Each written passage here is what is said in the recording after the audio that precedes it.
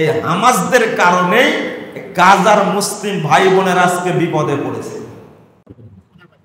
ফিলিস্তিনি হামাসরা দেখা যাচ্ছে বুকে হাত বেঁধে নামাজ পড়ে, তাহলে কি বলবেন তারা আহলে হাদিস?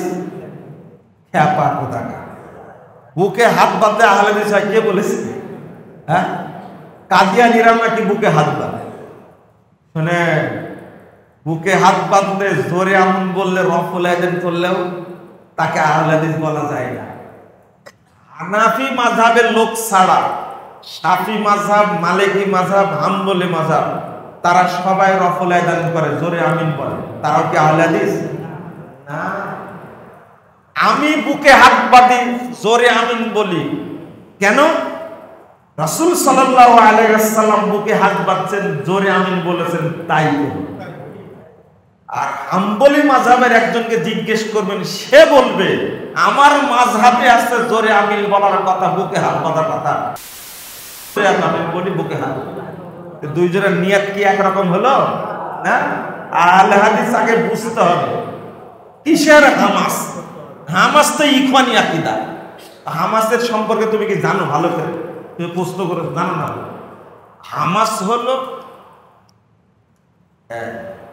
মিশরের যে ইখওয়ানিরা আছে না, ব্রাদারহুড, যারা মুসলিম বাদী ইখওয়ান মুসলিম ব্রাদারহুড, এদের শাখা হলো হামাস।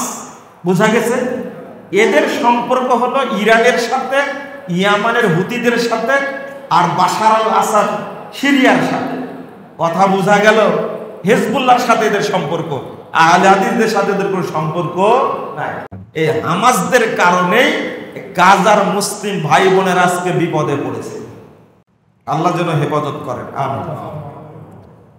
10 দিন কম ইতিকাফ করা যাবে কি? যাবে। একদিনও ইতিকাফ করার কথা হাদিসে আসছে।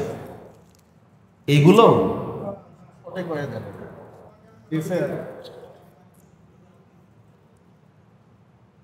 সালাতুত তারাবির প্রতি 2 রাকাত পর পর সালাম ফিরানোর পরবর্তী সালাতের শুরুতে পুনরায় সানা পড়তে হবে কি? জি, প্রত্যেক রাকাত যখন শুরু করবেন 2 রাকাত তখনই সানা পড়বেন। আকিকার বিধান কি?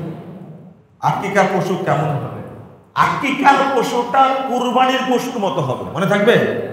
আকিকার পশু কার মতো হবে? কুরবানির পশুর মতো। ঠিক আছে? এটা কিন্তু সালাফদের বুঝ। যদি কেউ বলে যে আকিকার জন্য কোনো শর্ত নাই, এটা ভুল কথা। কিন্তু কুরবানির পশুর মতো হবে। মনে থাকবে? ছেলে হলে 2টা, মেয়ে হলে 1টা। সুন্নাতে খাতনার দাওয়াতে যাবে না? যাওয়া যাবে না। ঠিক